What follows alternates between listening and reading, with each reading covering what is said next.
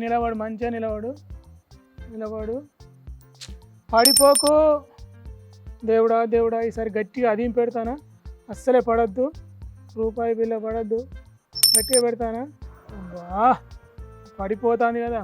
కాకా ఏ గుడికన్నా పోయినావా ఏంది? రూపాయి బిల్ల నిలబెడుతున్నావు.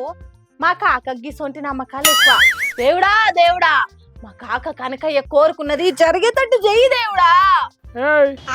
నిలబడు, మంచిగా నిలబడు. లేకపోతే మాత్రం నిన్ను రాయి మీద రాయి పెట్టి పొట్టు కొడతా, చెల్లకుండా చేస్తా. మరి ఏమనుకుంటున్నావు? మర్యాద దక్కది. నిలబడు, మంచిగా నిలబడు. ఏ గట్లా అంటారా అనే మనసులో మంచిగా మొక్కుకొని దేవుడా దేవుడా అనుకుంటా ఆ రూపాయి బిల్లని నిలబెట్టు. కారు నుంచి కాయని నిలబెడతాడు. అరే రూపాయి నిలబెట్టే ఉపాయం నేను చేస్తుంటే నడిమిట్లకి వచ్చి నాశనం చేస్తావు. నేను చలిపో మిడిగుడ్లు వేసుకొని సాదా తమ్ముడు చెప్పినాడు గిస్తే ఎడతాడు అన్నట్టే ఉన్నది ముచ్చట. నీ అబ్బా నిన్ను ఇట్లా కాదు, నిన్ను ఎట్లా నిలబెట్టాలంటే నాకు తెలుసు. కానీ పెట్టి ఇటు రాయి పెట్టి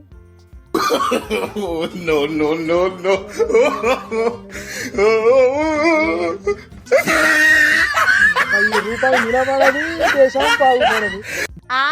అది నిలబడే దేశం బాగుపడదా?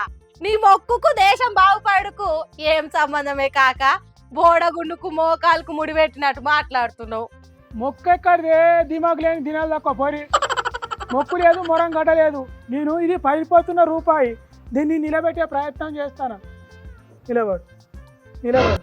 అయ్యో రామా, నిలబడతలేదు. నిలబడు. పడిపోతున్న రూపాయా? ఓహో, డాలర్ తో పోల్చితే రూపాయి విలువ పడిపోతున్నది కాబట్టే దాన్ని నిలబెట్టే పని చేస్తున్నావా? ఇప్పుడు అర్థమైందని సినిమా పెడుతూ మన వీరేంద్రను శాంతిబాయి పాషాన్న ఇదే రూపాయి పడిపోతున్న గురించి మాట్లాడుతుంటే నేను నిలబెట్టే పని చేస్తాను. నిలబెట్టేది. నిలబడు. నీ దండం పెడతా, నిలబడి కాలు మొక్తా. నిలబడు. నిలబడతలేదు కదరా దేవుడా. నీ బొంద నిలబెడతావు. రూపాయి వాడిపోవుడంటే జేబుల నుంచి వాడిపోవుడు, చేతుల నుంచి జారిపోవుడు. నీ తిరగా నిలబెడతా అంటే పడిపోవుడు కాదు. ఏంటిది? అమెరికా దేశం డాలర్ తో పోల్చితే రూపాయి విలువ వాడిపోతున్నది. $1 విలువ 90 దాటింది. అంటే ఏంటిది అన్నట్టు? అంటే అమెరికా దేశం $1 బిల్ ఇస్తే ఎన్ని సరుకులు సామాన్లు వస్తాయో అన్ని మనం $90 ఇస్తే వస్తాయి అన్నట్టు. సమానంగా ఉండాలి. డాలర్కి ఎంత విలువ ఉన్నదా మన రూపాయి కూడా అంతే విలువ ఉండాలి. ఇదో మోసం తయారు చేసినారు. అది నీ చేతిలో నా చేతిలో లేదు. దేశాన్ని ముందటికి నడిపించేటోళ్ళ చేతులు ఉన్నది. నువ్వు రూపాయి బిల్ల నిలబెట్టినంత మాత్రాన దాని విలువ వేరుగాది. మరి నిలబెట్టేటోళ్ళు ఏం చేస్తున్నారు? దేశాన్ని ఏలుతున్న వాళ్ళు ఏం చేస్తున్నారు? వాళ్ళు నిలబెట్టద్దా? వాళ్ళకు బాధ్యత లేదా?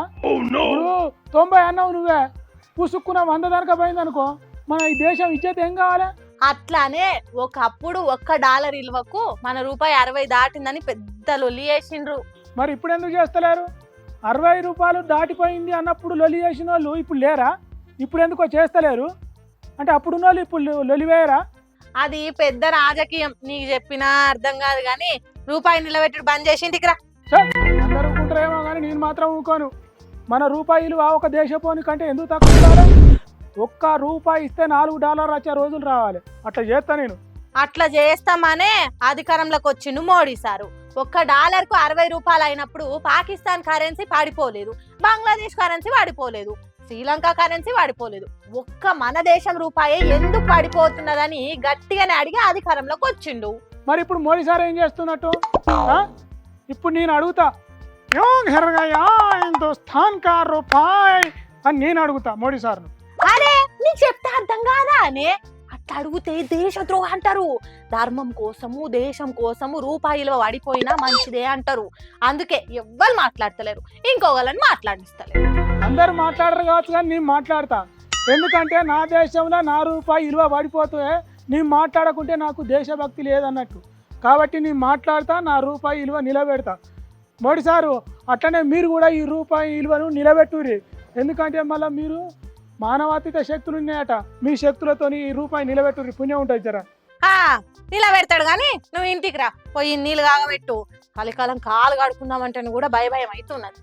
చూసిండ్రా, రూపాయి విలువ 100కు వాడిపోతున్నా దేశంలో ఉలుకులేదు పాలుకులేదు. అంతే మరి, దేశం కోసం ధర్మం కోసం మూతి మీద ఏలేసుకొని ఉండాల్సిందే కదా.